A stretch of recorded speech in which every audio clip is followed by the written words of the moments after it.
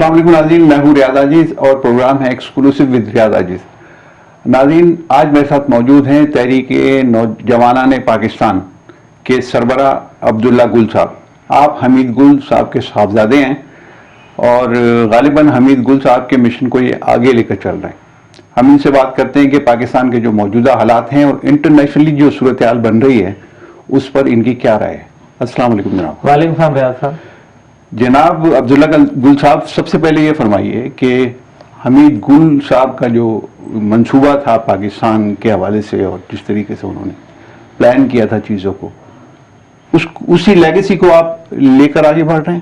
جی الحمدللہ، اللہ کا شکر ہے کہ میں اسی مشن کو جو ہے آگے بڑھانے کی پوری کوشش کر رہا ہوں، اور وہ پاکستان کے حوالے سے، اپنے وطن کے حوالے سے، اس علاقے کے حوالے سے، اس دنیا کی محکوم قوموں کے حوالے سے وہ ایک جو مشن تھا، میرے خیال ہے وہ آج پوری دنیا کے اندر واضح ہے۔ اور جنرل حمید گل کا مشن جو ہے وہ کسی سے ڈھکا چھپا نہیں ہے، وہ اپنی ذات کے ارد گرد جو ہے وہ ریوالو نہیں کرتا، بلکہ وہ ایک برتر نظریے کی طرف جو ہے وہ لے کے جاتا ہے۔ اچھا گل صاحب، میں آپ سے گزارش کروں گا کہ اگر میں تھوڑی سی کھل کے بات آپ سے کروں تو آپ اس کو مائنڈ نہیں کریں گے؟ آپ ضرور کیجئے، جو آپ بات کرنا چاہتے ہیں آپ کیجئے۔ اچھا، یہ جو حمید گل صاحب کا فلسفہ تھا، کچھ لوگوں نے اس سے ایگری کیا جو آپ کے ساتھ بھی ہیں، لیکن پاکستان کی ایک آبادی ایسی بھی ہے جو یہ سمجھتی ہے کہ حمید گل صاحب نے جتنے کرائسس اس ملک کے لیے چھوڑے ہیں وہ آج بھی باقی ہیں۔ ضیاء الحق اور حمید گل، وہ جنرل ضیاء الحق اور حمید گل کے ایجنڈے سے اگری نہیں کرتے، اور وہ سمجھتے ہیں کہ آج جو تباہی ہے یہ جنرل ضیاء الحق کا اور جنرل حمید گل کا ایجنڈا تھا۔ کیا رائے آپ کی؟ بہت سارے لوگوں کی اپنی رائے ہوتی ہے۔ دنیا میں اس ٹائم پہ اکثریت میں کرسچینٹی ہے، تو پھر اس کا مطلب ہے کہ حضور پاک صلی اللہ علیہ وسلم کا ایجنڈا جو تھا وہ کیا غلط تھا، یا وہ نعوذ باللہ وہ اس سے دیکھیں ڈس ایگریمنٹس ہوتے ہیں لوگوں کے، اس سے تو کوئی بات نہیں ہے۔ اسلام کے ایجنڈے سے لوگوں کا اتفاق رائے نہیں ہوتا۔ قرآن پاک کو آئے دن نظر آتش کیا جاتا ہے، تو کیا وہ ٹھیک ہے؟ اور جو لوگ نظر آتش کر رہے ہیں وہ تو مغربی تعلیم یافتہ ہیں، باہر کے ممالک میں، سویڈن میں، برطانیہ میں، امریکہ میں، ناروے میں، اور اسی طریقے سے دیگر ڈینمارک میں، تو کیا یہ پڑھے لکھے ذہن کی عکاسی کرتا ہے؟ ہم نے تو کبھی ایسا کوئی کام نہیں کیا یہاں۔ اور جہاں تک لوگوں کا نظریہ ہے، میرے خیال میں اس کی اپنی بات ہے، لیکن جو میرے خیال میں وہ دور تھا جس کے اندر کوئی فیصلہ کیا گیا، تو وہ آج دنیا کی کتابوں میں دیکھیے، جو دنیا کی کتابوں میں تو اس کو اچھا ہی بولا جا رہا ہے نا۔ ٹھیک ہے، اب جس میں یہ جو صورتحال ہے افغانستان میں، طالبان کی کریشن، یہ کہتے ہیں جنرل حمید گل کی ایک ان کی پلان تھا یا ان کا منصوبہ تھا۔ جہادی پاکستان میں بنائے گئے، وہ جنرل حمید گل کا اس میں بہت بڑا کنٹریبیوشن تھا۔ تو اس بارے میں کیا کہیں گے کہ یار جہادی یہ طالبان آج ٹھیک کر رہے ہیں، جو ٹی ٹی پی ہے وہ ٹھیک کر رہی ہے پاکستان کے ساتھ؟ ٹی ٹی پی تو بالکل ٹھیک نہیں کر رہی پاکستان کے ساتھ، وہ تو کبھی تحریک طالبان پاکستان کے جو مقصد ہے وہ تو پاکستانی عوام اور معصوم لوگوں کو جو ہے وہ نشانہ بنا رہے ہیں۔ جبکہ آپ نے جہاد کی بات کی، تو جہاد کا فلسفہ کیا میرے والد نے دیا، یا ضیاء الحق صاحب نے دیا، یا قرآن نے دیا، یا اللہ کے رسول نے دیا؟ سارے دنیا کے جہادی جمع کر کے پاکستان میں لا، سارے دنیا کے جہادی کون سے جمع ہوئے؟ کیا چیچنیا سے نہیں آئے؟ کیا چیچنیا نے بوسنیا کے اندر جو ہے باقی لوگ جگہ پہ نہیں گئے؟ کیا ترکی کے اندر جب خلافت کے حوالے سے جب وہاں معاملہ شروع ہوا، آج بھی وہ ان جنگوں کا دن مناتے ہیں، تو اس میں تو بھارت سے بھی لوگ گئے ہوئے تھے، پوری دنیا سے لوگ گئے تھے۔ تو اسی طریقے سے انگریزوں کی لڑائیوں کے اندر کیا جب ہمارے قبلہ اول کے اوپر جب حملے ہوئے، تو صلاح الدین ایوبی کا جو مارکا تھا اس کے اندر پوری دنیا سے جو ہے وہ کرسچینٹی کے جو نمائندگی تھے، اور وہ کیا ان کو کہا گیا؟ ان کو کہا گیا صلیبی جنگیں۔ تو پھر وہ کیا تھا؟ اگر آپ کا یہی فلسفہ درست مانا جائے، نہیں میرا نہیں، میں سوال آپ سے کر رہا ہوں، میں وہی گزارش کر رہا ہوں کہ اگر آپ کا یہی سوال اگر اس کو اس منطق میں دیکھا جائے، تو یہ دوسرا منطق بھی تو ہے نا۔ یہ تو پھر وہ جو کروسیڈ جو لوگوں کے اوپر کیے گئے، جو جارج ڈبلیو بش نے جس طرح سے حرکتیں کی، اب جو جارج ڈبلیو بش کے حوالے سے وہ ڈونلڈ ٹرمپ کا بیان آ چکا کہ عراق میں جانا جو ہے غلطی تھی، خود ٹونی بلیئر نے جو ہے وہ یہ کہہ دیا کہ ہماری یہ مسٹیک تھی، ہم نے جو ہے عراق میں جو ہے ہم نے زیادتی کی لوگوں کے ساتھ، 550 بندہ فی دن کا انہوں نے مارا، یہ زیادتی تھی۔ تو اس وقت اگر جہادیوں کو سپورٹ کر رہا تھا امریکہ تو کیوں نہیں مخالفت کی امریکہ کی، کیوں نہیں مخالفت کی گئی امریکہ کی جنرل حمید گل یا جنرل ضیاء الحق کی طرف سے؟ کس نے آپ کو کہا کہ نہیں مخالفت کی؟ وہ تو امریکہ تو وہ خود بولتا ہے کہ جنرل جتنے حمید گل پیسے آ رہے تھے، ڈالر آ رہے تھے، یہ تو سارا ریکارڈ کا حصہ ہے۔ ڈالر آ رہے تھے، کون سا ریکارڈ ہے وہ یہ تو ابھی میں نے اعجاز الحق کا انٹرویو کیا، انہوں نے تسلیم کیا کہ ہاں ڈالر آ رہے تھے۔ ڈالر آ رہے تھے نہیں، میں آپ نے کہا کہ ریکارڈ کا حصہ، میں وہ پوچھنا چاہتا ہوں وہ ریکارڈ کہاں ہے؟ اعجاز الحق جیسے لوگوں کو اعجاز اگر الحق صاحب ریکارڈ دیکھیں، گزارش یہ ہے اعجاز الحق صاحب ریکارڈ ہے کیا وہ اس جہاز میں موجود مطلب ریکارڈ ان معنوں میں نا، دیکھیں نا وہ چیک کا تو میں کاپی لا کے دے نہیں سکتا آپ کو، دیکھیے نہیں، جب آپ چیک کی کاپی نہیں لا سکتے دیکھ سکتے، مجھے آپ ہی کے سوال کا جواب ہے، بینک کے اندر کوئی آدمی کام کرتا ہے اور وہ کہتا ہے کہ جی مجھے انہوں نے ایک جعلی چیک دے دیا تھا اور اس پہ ایف آئی آر ہوتی ہے، ٹھیک ہے نا جی، چیک میں دیتا نہیں ہوں، ایف آئی آر کیسے ہو سکتی ہے اس کی؟ یہ آپ نے کہا ریکارڈ کا حصہ ہے، میں نے آپ سے پوچھا یہ جب کہا جاتا ہے اس کا مطلب، میں عبداللہ گل صاحب ٹھہرے، جب یہ کہا جاتا ہے اس کا مطلب یہ ہوتا ہے کہ یہ ساری چیزیں بار بار میڈیا ٹیلی ویژن پر کی جا رہی ہیں اور اس کی کوئی باضابطہ طور پر تردید نہیں آ رہی، یہ مقصد ہوتا ہے۔ باضابطہ طور پر تردید جو ہے، کیونکہ ہر بات کی اگر فرض کریں آج کسی کے اوپر کوئی بھی الزام لگا دیا جائے، اگر میرے اوپر یہ الزام لگا دیا جائے، آپ یہ کہہ رہے ہیں امریکہ نے پیسے نہیں دیے؟ نہیں، میں آپ سے یہ کہہ رہا ہوں کہ آپ نے ریکارڈ کی بات کی، میں نے کہا وہ اعجاز الحق صاحب جو ہے وہ ریکارڈ ہولڈر نہیں ہے، نہ وہ افغانستان جہاد میں شریک رہے اور نہ ہی وہ کوئی اس وقت کی حکومت کا حصہ تھے یا کوئی ایسی اہم ذمہ داری ان کے پاس تھی جس سے یہ ثابت ہو سکے کہ ان کا کہنا جو ہے وہ حرف آخر ہے، یہ میں نہیں ٹھیک ہے، وہ بات صحیح ہے آپ کی کہ حرف آخر تو کوئی بھی نہیں، آپ بھی نہیں ہیں حرف آخر، جی جی، میں بھی نہیں ہوں حرف آخر۔ اچھا، اب میں اگلا سوال آپ سے کر لوں کہ طالبان کی حکومت قائم ہوئی پہلی دفعہ جب افغانستان میں، اس میں بڑا کنٹریبیوشن تھا حمید گل صاحب کا، لیکن طالبان نے جس قسم کا اسلام پیش کیا لوگوں کے سامنے، جس طرح تشدد کیا لوگوں پر، زبردستی اسلام نافذ کرنے کی کوشش کی، وہ طریقہ ٹھیک تھا؟ دیکھیں، پہلی بات یہ ہے کہ جہاں طالبان کا آپ نے، کیونکہ پچھلا سوال جو تھا اس میں آپ نے کہا کہ طالبان کی کریشن جو ہے وہ میرے والد کے ہاتھوں ہوئی ہے، جبکہ نصیر اللہ بابر صاحب پیپلز پارٹی کے منسٹر انٹیریئر تھے اور یہ وہ ریکارڈ پہ موجود ہیں، میں نے تو یہ وہ ریکارڈ ہے جو موجود ہے، جی جی، اس میں وہ جملہ بھی ہے کہ بے نظیر بھٹو کا وہ جملہ بھی ہے کہ طالبان ہمارے بچے ہیں، ہاں ہمارے بچے ہیں اور یہ ہماری کریشن ہے، تو یہ تو جنہوں نے ایکسپٹ کیا ہے ان کے جنرل حمید کو تو کیسے، جنرل حمید کو تو مجاہدین افغانستان کے جو تھے، جو 7 ڈفرینٹ پارٹیز تھیں، اس کے اندر وہ جو لیڈرشپ تھی اس وقت ان کی افواج پاکستان کی جانب سے، پاکستان کی ریاست کی جانب سے، پاکستان کی حکومت کی جانب سے یہ ذمہ داری تھی کہ وہ اس معاملے کو، جو کہ ایک وار ہمارے پڑوس میں جاری تھی، اس کے اندر جو ہے وہ ایک کردار ادا کریں۔ اس کردار کو دنیا نے ایکنالج کیا، آج دنیا کی ہر کتاب جو اس زمانے کی لکھی ہوئی ہے اس کے اندر مثبت کردار پیش کیا گیا، یہ مغرب کی لکھی ہوئی باتیں بتا رہا ہوں میں آپ کو۔ اسی طریقے سے جب مولوی جلال الدین حقانی صاحب جب گئے امریکہ کے اس وقت کے صدر رونلڈ ریگن کو ملنے کے لیے اور باقاعدہ اپنی وہ پستول وغیرہ لگا کے گئے، تو جو رونلڈ ریگن صاحب نے یہ کہا کہ دیز مجاہدین are the moral equivalents of the founding for fathers of America, یہ ان کے الفاظ ہیں۔ تو اس کا مطلب سر، تو آپ تو اپنی بات کی تردید کر رہے ہیں، میں تو خود یہ کہہ رہا ہوں کہ ان کو سپورٹ کر رہے تھے، جہادیوں کو کے لیے پیسہ آ رہا تھا، وہ چاہتے تھے اس طرح کا کوئی فارمیشن ہو، روس سے ایک جنگ چل رہی تھی۔ پیسہ اگر آ رہا تھا تو افغانستان میں آ رہا ہوگا نا جی، پاکستان میں تو سر یہیں سے آپریٹ، سارا معاملہ یہیں سے آپریٹ ہو رہا تھا۔ یہ تو حمید گل صاحب خود اس بات کی ایڈمیشن انہوں نے کی ہے مختلف انٹرویوز میں کہ طالبان جو ہیں وہ میرے رابطے میں تھے اور بہت سارے معاملات کو میں طے کرتا تھا، میں بہت ساری ان کے ہدایت دیتا تھا۔ کس کے رابطے میں نہیں تھے مجھے یہ بتائیں، کیا زلمے خلیل زاد صاحب کے رابطے میں نہیں تھے؟ کیا عمران خان صاحب کے رابطے میں نہیں تھے؟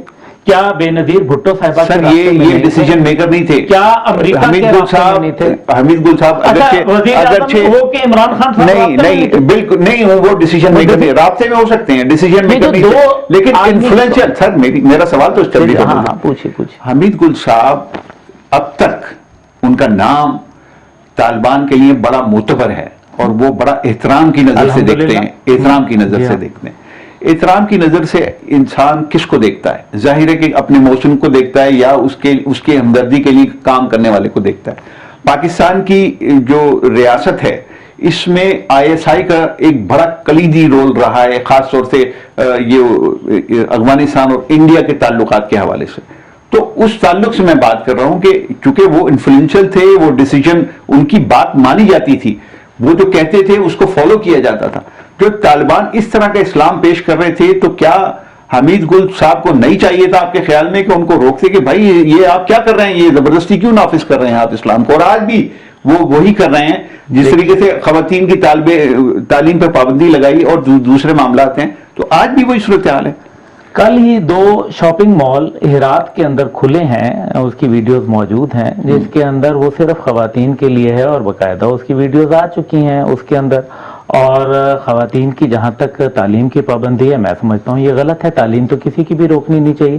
اور تیسری بات یہ ہے کہ میرے والد نے ہمیشہ کسی بھی ایک انٹرویو, کیونکہ ان کے تمام انٹرویوز میں نے خود کنڈکٹ کروائے ہیں, اور جس طرح سے ابھی یہ کیمروں کے سامنے لگے ہوئے ہیں, میں کیمروں کے پیچھے بیٹھ کے ان سارے انٹرویوز کو خود دیکھتا تھا. اچھا, جنرل باجوہ نے ایکسپٹ کیا کہ ہم سیاست میں انوالو رہے 70-75 سال, اب نہیں کریں گے. یہ ایکسپٹنس تو جنرل حمید گل صاحب کو, جنرل ضیاء الحق سب کو انہوں نے لپیٹ لیا. آپ اس سے اتفاق کرتے ہیں؟ میرا خیال ہے جنرل باجوہ کو اس کا جواب دینا چاہیے. نہیں, وہ تو جواب تو دینا چاہیے, لیکن انہوں نے تو پورے ادارے کو یہ کہا کہ ہم انوالو رہے. تو جنرل باجوہ نے اور بھی بہت ساری باتیں کی ہوں گی. میں تو آپ سے اس سوال کا جواب چاہتا ہوں. نہیں, میں سمجھتا ہوں کہ جو پولیٹیکل سیل تھا ISI کے اندر وہ تو غالباً 1976 یا 74 میں بھٹو صاحب نے کریٹ کیا تھا صدارتی حکم نامے کے ذریعے. یہ تو باقاعدہ آن ریکارڈ بات ہے نا. تو وہ پولیٹیکل سیل جو ہے اس کے بعد پیپلز پارٹی کی 3 حکومتیں آئیں, اس کے بعد مسلم لیگ کی 3 حکومتیں آئیں, اس میں انٹرم حکومتیں آئیں, اس میں پرویز مشرف کا مارشل لاء آیا, اس کے اندر جو ہے پھر PDM کی حکومت آئی اب جو مشترکہ ہے, اور اس سے علاوہ PTI کی حکومت آئی. کیوں نہیں وہ ISI سے پولیٹیکل سیل ختم کر دیا؟ اتنی جرت ہے ان میں؟ بالکل ہونی چاہیے, اور ہے. کیوں؟ اچھا یہ جرت نہیں ہے گالیاں دینا آرمی چیف کو, وہ جرت ہے. آپ گالیاں دے رہے ہیں جب وہ اقتدار سے نکل گئے, آگے لگا رہے ہیں آپ جوڈیشل کمپلیکس کے اندر جو ہے وہ ایک جنگ کا ماحول. آج تو دے رہے ہیں, آج تو باتیں کر رہے ہیں, تو پھر اس ٹائم پہ کیوں نہیں؟ اچھا, تو یہ آپ نے جو بات کی میں اس سے جوڑ رہا ہوں کہ پاکستان میں ایک مائنڈ سیٹ بنانا, یہ ہے اصل میں ایجنڈا بیرونی فورسز کا. مائنڈ سیٹ تو عمران خان بنانے میں کامیاب ہو گئے, یا دیگر لوگ بھی جن کا آپ نے نام لیا. تو کسی کے ایجنڈے کو یہاں پہ پایہ تکمیل تک پہنچانے میں اگر نوجوان اتنے سرگرم ہوں گے تو پھر فیوچر کیا نظر آ رہا ہے آپ کو؟ میں یہ دیکھ رہا ہوں کہ اگر یہ معاملات اسمبلی میں طے ہونے, جو کہ ایک بہترین فورم ہے, ٹھیک ہے, اگر سیاستدان اپنے معاملات اسمبلی میں طے کرنے کے بجائے اگر وہ وہاں سے لے کے سڑکوں پہ جائیں گے, سڑکوں سے عوام پہ جائے گا, عوام سے میڈیا پہ جائے گا, اور میڈیا سے عدالت پہ جائے گا, تو پھر ایک بہت بڑا سوالیہ نشان اٹھتا ہے کہ پھر اسمبلیاں کیوں, اگر معاملات وہاں حل نہیں ہونے. اچھا, عبداللہ گل جو حمید گل کے بیٹے ہیں, آپ تو فوجی بیک گراؤنڈ ہے آپ کا, لیکن آپ کا تو فوج سے براہ راست تعلق نہیں ہے نا, آپ تو کوئی ذمہ دار نہیں ہے. آپ ایک پارٹی بھی رن کر رہے ہیں, پارٹی کے سیٹ اپ بھی پورا بنا رہے ہیں پورے پاکستان میں, الیکشن بھی لڑنے کا غالباً آپ کا ارادہ ہے. الیکشن ہم نے ابھی کنٹیسٹ کیے ہیں. ابھی آپ جب آئے, میرا اگر سوال ہو جائے تو یہ جو فوجی مداخلت ہے جو سیاسی امور میں, اس کی آپ مخالفت کرتے ہیں یا اس کو سپورٹ کرتے ہیں؟ میں سب سے پہلے یہ کہوں گا کہ وہ پولیٹیکل سیل بند ہونا چاہیے. آپ کریں گے؟ اگر آپ کو پاور دے دی جائے آپ کریں گے؟ اگر مجھے پاور ملے تو میں ضرور پولیٹیکل سیل بند کروں گا. سب سے پہلے وہ کریں گے؟ ہاں ضرور کریں. سب سے پہلے بہت ساری اور بھی چیزیں کریں گے, یہ بھی ترجیحات میں ہونا چاہیے. There should not be any interference of army in political affairs of Pakistan. Is it clear? It is very much clear, but the thing is you need to understand, کیا یہ ان کے چارٹر میں ڈالا گیا ہے؟ ابھی یہ لیٹ سے کہ یہ کیمرہ مین ہیں، یہ کام کر رہے ہیں، ان کا کام ہے کہ کیمرے سے ریکارڈنگ کریں. اب باہر گاڑی جو ہے وہ صاف کرنا تو ان کا کام نہیں ہے. اب یہ کردار تو آپ نے دیا ہے نا ان کو، اس کے لیے وہ تنخواہ لے رہے ہیں. یہ کس نے ڈیفائن کیا؟ ایک سول گورنمنٹ نے کانسٹیٹیوشن آف پاکستان کے تابع ہوتے ہوئے ان کو کہا کہ آپ یہ پولیٹیکل کام انجام دیں. پرابلم سیاستدانوں کی یہاں آتی ہے کہ یہ پولیٹیکل سیل جب آپ کے ہاتھ میں ہوتا ہے یا آپ حکومت میں ہوتے ہیں تو یہ اچھا ہوتا ہے، لیکن جب یہ آپ کے مخالفین کے ہاتھ میں چلا جاتا ہے اور وہ حکومت میں آ جاتے ہیں تو یہ برا ہو جاتا ہے. یہ وہ چوری ہے. اگر اس بات کو میں اس طرح کہوں اور سوال فیس کروں آپ سے کہ وہ پولیٹیکل سیل جب یہ اجازت دیتا ہے کہ اس گورنمنٹ کو ختم کر کے دوسری گورنمنٹ کو لانا ہے اور پھر وہ دوسری آنے والی گورنمنٹ کے ساتھ کھڑا ہو جاتا ہے تو وہ کیسے جرات کر سسکتا ہے اس پولیٹیکل سیل کو ختم کرنے کی؟ ایسا نہیں ہوتا کہ آپ گورنمنٹس گرا دی جاتی ہیں اور فلانا ہوتا ہے، لیکن ریالٹیز یہ ہیں کہ گورنمنٹس اپنے آپ، عمران خان صاحب کی اگر مثال لے لیں تو 8 مارچ 2022 تک وہ کہہ رہے تھے کہ میں اور فوج ایک پیج پہ، یہ آن ریکارڈ بات ہے. بلکہ جنرل باجوہ کو تو ایسا جنرل ثابت کر رہے تھے وہ کہ ایسا جنرل تو ماضی میں کبھی آیا ہی نہیں. اور 2022 کے نومبر تک جو ہے وہ ان کو ایکسٹینشن دینے کے حق میں تھے، باوجود اس کے بعد بھی ہوتا ہے، اس کے بعد بھی انہوں نے آپ کو کہا. لیکن مسئلہ یہاں یہ ہے کہ یہ ساری چیز اپنی جگہ، اس سے پیچھے چلے جائیں، مارچ 2022 سے پیچھے چلے جائیں. آپ کو یاد ہوگا کہ پی ٹی آئی کے متعدد ارکان پارلیمنٹ اور اس کے علاوہ وزیر جو تھے ان کو پولیس ریسکیو کر کے عوام کے اپنے حلقوں سے نکال کے لا رہی تھی. کیوں؟ کیونکہ وہ غیر مقبول ہو گئے تھے. عمران خان صاحب نے اپنے اتحادیوں کے ساتھ کوئی روابط نہیں رکھے. وہ چودھری شجاعت وغیرہ اور دیگر لوگوں کے پاس تب گئے جب پانی پلوں سے نکل چکا تھا. پہلے وہ حکومت کے خوف سے جو ہے وہ لوگ نہیں بولا کرتے تھے. اور ظاہر ہے وہ جو آپ نے بات کی کہ فوج جس انداز میں ان کو سپورٹ کر رہی تھی اور وہ ایک پیج پہ تھے، اس کی بنیاد کے اوپر بہت ساری پارٹیاں جو ایم کیو ایم تھی یا ان کے اتحادی تھے، مسلم لیگ، یہ کیو والے یا دیگر، وہ باپ پارٹی، وہ بول نہیں سکتے تھے. جب انہوں نے دیکھا کہ اے پولیٹیکل رول اپنا لیا گیا ہے اور یہ عمران خان صاحب اپنے اون پہ ہیں، تو عمران خان صاحب نہ ان کے غمی خوشی میں، نہ ان کے ساتھ کسی بات چیت میں گئے. بعد میں جب وہ اینڈ ٹائم پہ جب گئے، جب ایک ہفتہ رہ گیا، تو اس کے بعد پھر ان لوگوں نے، اتحادیوں نے اپنا راستہ متعین کر لیا. آپ یہ کہہ رہے ہیں کہ ان کو انفلوئنس نہیں کیا گیا، ایم کیو ایم کو انفلوئنس نہیں کیا گیا، باپ پارٹی کو انفلوئنس نہیں کیا گیا؟ نہیں انفلوئنس کیا گیا. وہ ان کے رویوں سے بدظن تھے، جس کی بنیاد کے اوپر جب پہلے ان کے اوپر پریشر آتے تھے، جب وہ پریشر آپ پارا سے ختم ہوئے اور انہوں نے کہا کہ ہم اے پولیٹیکل ہیں، یعنی کہ ہم گورنمنٹ کو سپورٹ کریں گے، ہم جو ان کی ذاتی پالیٹکس ہے اس کو سپورٹ نہیں کریں گے. اور اس کی سب سے بڑی مثال میں آپ کو دیتا ہوں. آپ کو یاد ہوگا 19 مارچ کو پاکستان کے اندر تمام سربراہان کا جو آئے ہوئے تھے او آئی سی کے اجلاس کے لیے، اس کے اندر ایک یہاں بلاول صاحب نے کہا کہ ہم یہ اجلاس نہیں ہونے دیں گے او آئی سی کا. اور پھر 2 گھنٹے کے بعد بلاول صاحب نے وہ اپنا بیان جو ہے وہ واپس لے لیا تھا. تو اس کا مطلب ہے کہ ان کو انفلوئنس کیا گیا، ان کو بتایا گیا کہ جناب ہم گورنمنٹ کے ساتھ ہیں، یہ پاکستان کا معاملہ ہے. لیکن جب ذاتی پولیٹیکل کہ جی میرا اس کے ساتھ اتحاد قائم رہتا ہے نہیں رہتا، یہ آپ کا معاملہ ہے، یہ پارٹی. عبداللہ گل صاحب، آپ بڑی مطلب روشن خیالی کے ساتھ گفتگو کر رہے ہیں اور فوج کو سیاست سے باہر کرنے کی بھی بات کر رہے ہیں. اچھی بات ہے، خاص طور سے فوجی بیک گراؤنڈ کے حوالے سے اگر یہ آپ بات کر رہے ہیں، فوجی بیک گراؤنڈ رکھنے کے باوجود، تو ایک پازیٹیو اس کے اندر بات ہے. لیکن عمران خان کو سیاست میں لانے کے موجد بھی جنرل حمید گل کو قرار دیا جاتا ہے کہ انہوں نے یہ ایجاد کیا عمران خان اور سیاست میں لے کے آئے. اس پہ کیا کہتے ہیں؟ عمران خان صاحب دیکھیں، اس سارے کا میں وٹنس ہوں. عمران خان صاحب کو جب انہوں نے ورلڈ کپ جیتا تھا تو عمران خان صاحب کے ساتھ جو ہے روابط رہے. انہوں نے خود رابطہ کیا سب سے پہلے، اور عمران خان صاحب نے رابطہ کیا. میرے والد صاحب فوج سے علیحدگی اختیار کر چکے تھے تب تک، ریٹائر ہو چکے تھے. اور اس کے بعد عمران خان صاحب کے ساتھ متعدد بات ہوئی تو میرے والد نے ان سے کہا کہ جی ایک ایسا پریشر گروپ بنایا جائے جو سیاست نہ کرے بلکہ ایک ایسا دباؤ قائم کرے جس سے ایک ریاست کے اوپر اور جو ہمارے ایک آئین پاکستان ہے جس کے اندر قرآن اور سنت کی بالادستی کو ہم نے آئینی طور پر آرٹیکل 227 کے مطابق قبول کیا ہے اور اللہ کی حاکمیت اعلیٰ آرٹیکل 2A کے مطابق قائم ہے، وہ جو ہے برقرار رہے اور اس کے تمام جو قوانین ہیں پاکستان کے وہ اس کے تابع رہیں، نہ کہ اس سے متضاد قانون۔ اس کے لیے وہ پریشر گروپ کی آپ بات کریں، نسیم حسن شاہ صاحب جو ہے، جسٹس نسیم حسن شاہ صاحب ان کے پاس جو ہے باقاعدہ مقدمہ لے کے گئے، لیکن نسیم حسن شاہ صاحب نے کہا کہ کوئی لا جو ہے وہ سپیریئر نہیں ہے، تمام لا ایک ہے، اور یہ کہہ کے انہوں نے وہ مقدمہ خارج کر دیا۔ اس کی بنیاد تھی عمران خان صاحب کا، اور اسی طرح سے اس میں حکیم سعید بھی شامل تھے، اس کے اندر جو ہے وہ محمد علی درانی صاحب کی ایک تنظیم تھی پاسبان، وہ نوجوانوں کی تھی، وہ بھی شامل تھی۔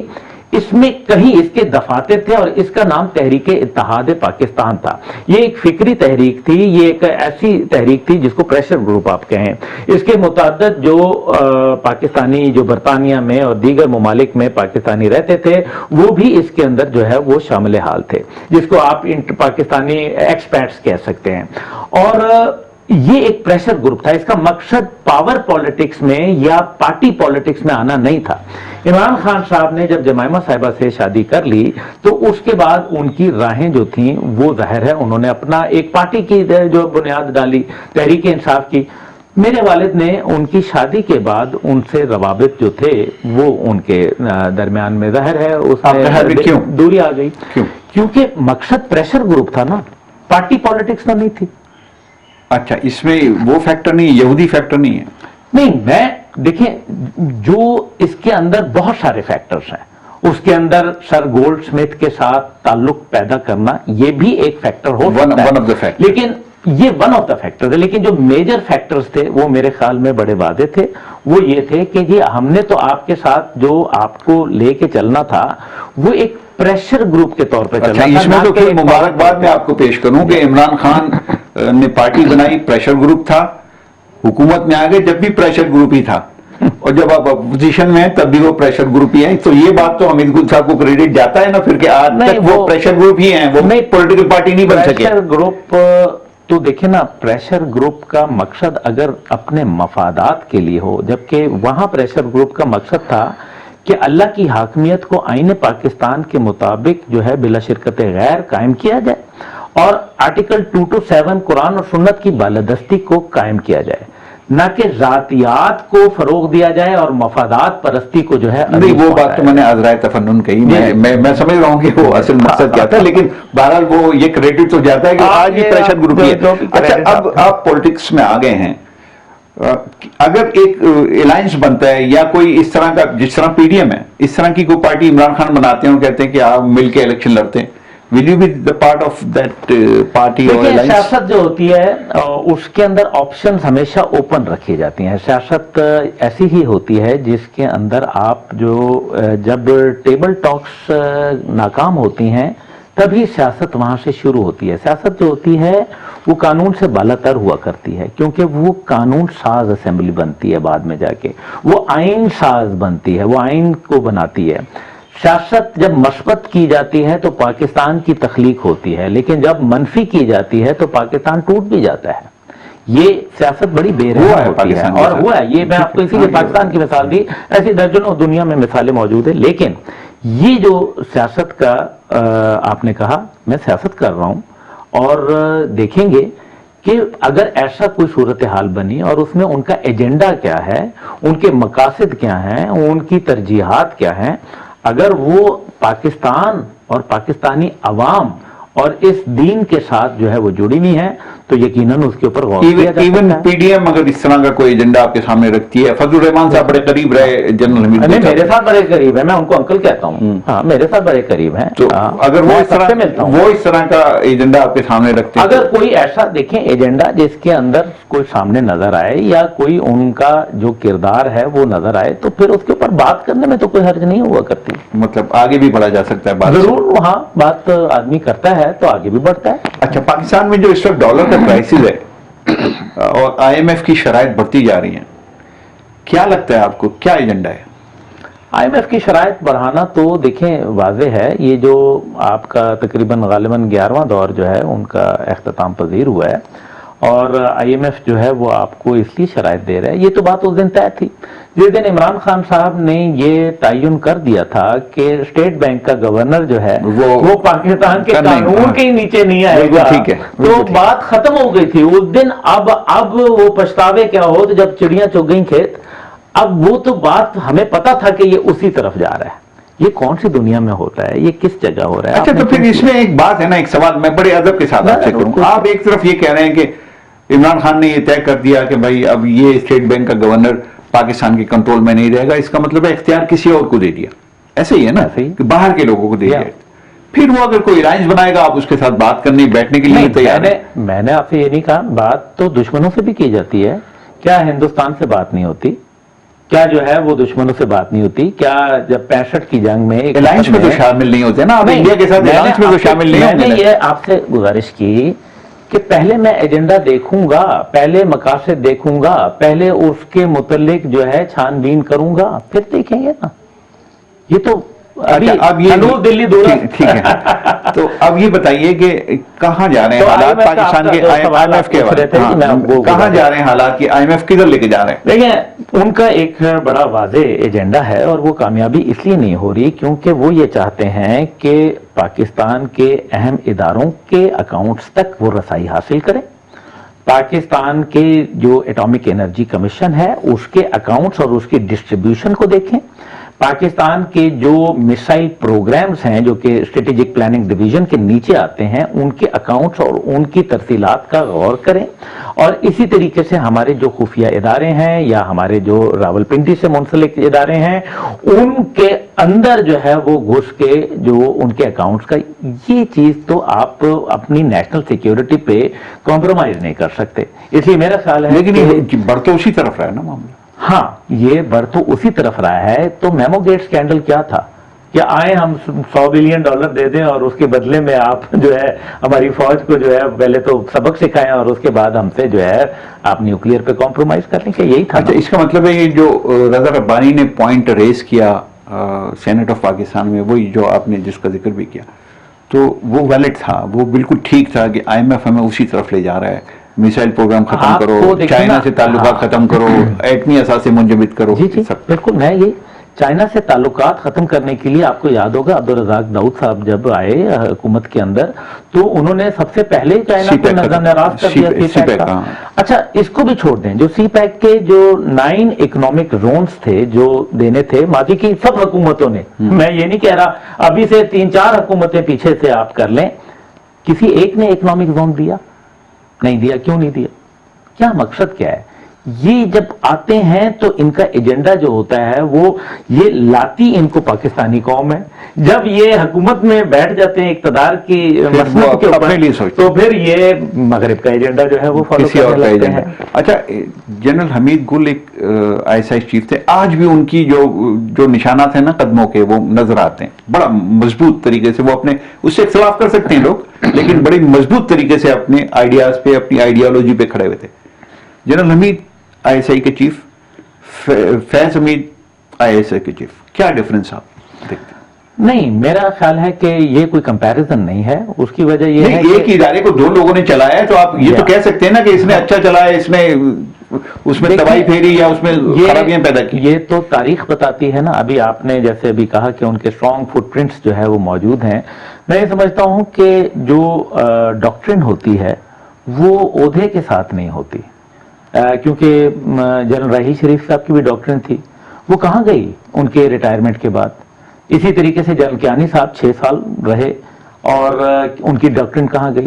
اسی طریقے سے جنرل باجوہ صاحب کی ڈاکٹرن کے 2 بڑے پہلو تھے، اسٹیبل اکانومی، اسٹیبل پولیٹیکل نظام، وہ دونوں ہی جیپرڈائز ہو گئے.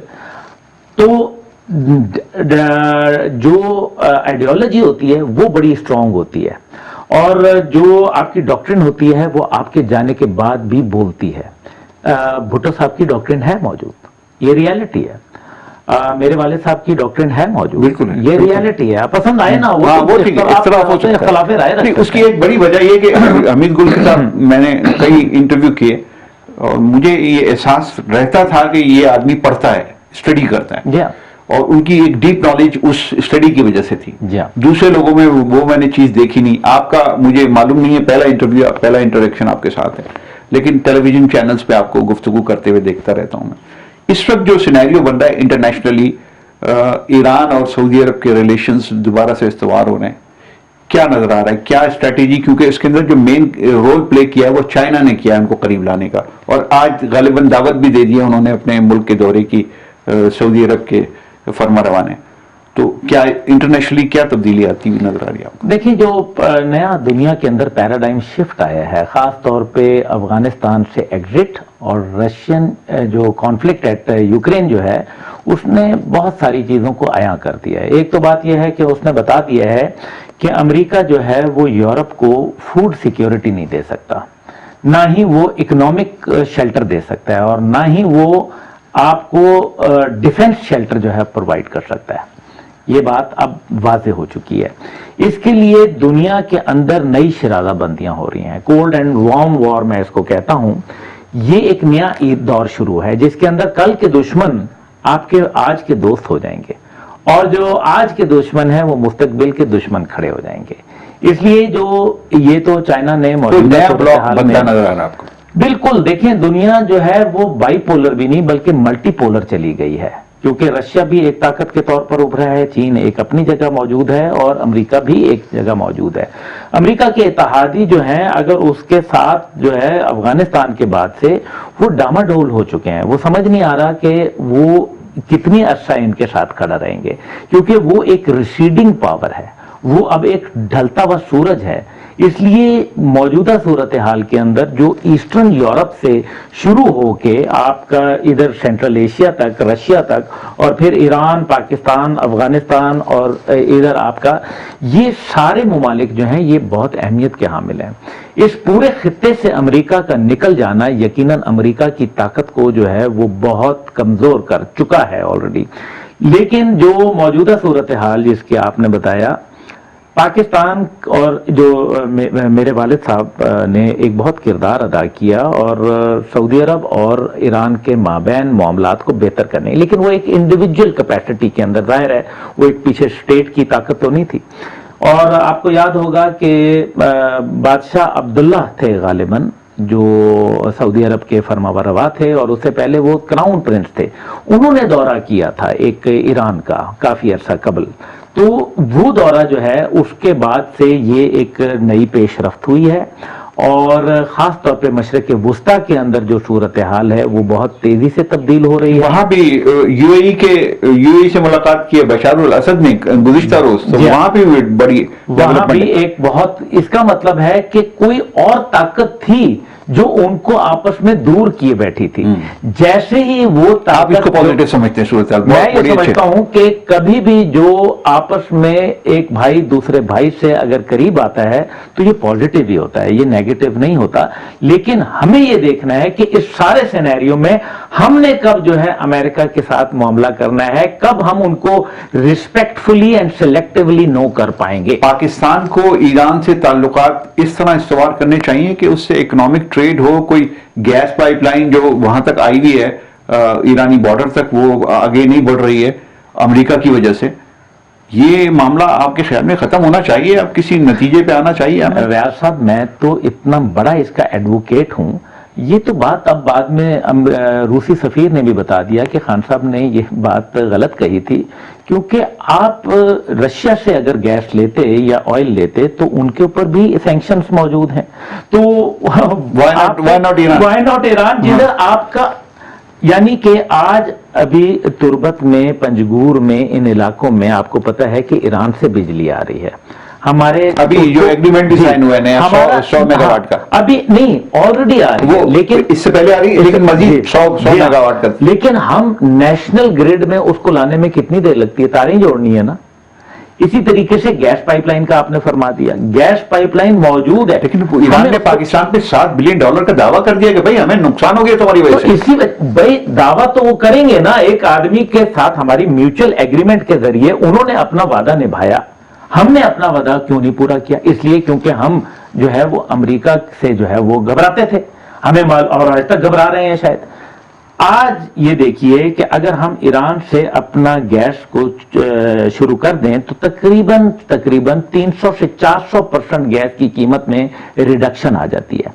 بجلی کی قیمت جو ہے آج سے کافی سال پہلے, مجھے ابھی کے فگر نہیں پتا, لیکن 50 پیسے یونٹ وہ دینا چاہ رہے تھے پاکستان کو. آج وہ اگر 5 روپے بھی یونٹ ہو گیا ہوگا تب بھی آپ کو تو سستا ہے. اور تیل جو ہے وہ 15 روپے سے لے کے 25 روپے لیٹر ہے. اچھا, ان سب میں ایک بڑی مزے کی بات ہے, اسمگلر ہیں تو فائدہ اٹھا رہے ہیں نا, وہ تو اٹھا ہی رہے ہیں, لیکن جو سب سے اہم بات ہے ریاض صاحب وہ بڑی امپورٹنٹ ہے, وہ یہ ہے کہ آپ چھوڑ دیں انٹرنیشنل جو آپ نے ایکسپورٹس کرنی ہے, آپ کی لوکل پروڈکشن کتنی سستی ہو جاتی ہے, آپ کا فیول کتنا سستا ہو جاتا ہے, آپ کی بجلی گیس اور انڈسٹریز کے لیے فائدہ. اور اس سے بھی بڑی بات, ٹھیک ہے, اس سے بڑی بات یہ ہے کہ آپ جیسے یہ لینا شروع ہوتے ہیں وہ آپ کو یہ کہہ رہے ہیں کہ یا تو آپ ہماری لوکل کرنسی میں ڈیل کر لیں, یعنی کہ پاک روپیز اور تومن میں ڈیل کر لیں, اور اس طرح ڈالر میں ڈیل ہی نہیں کرنا پڑے گا.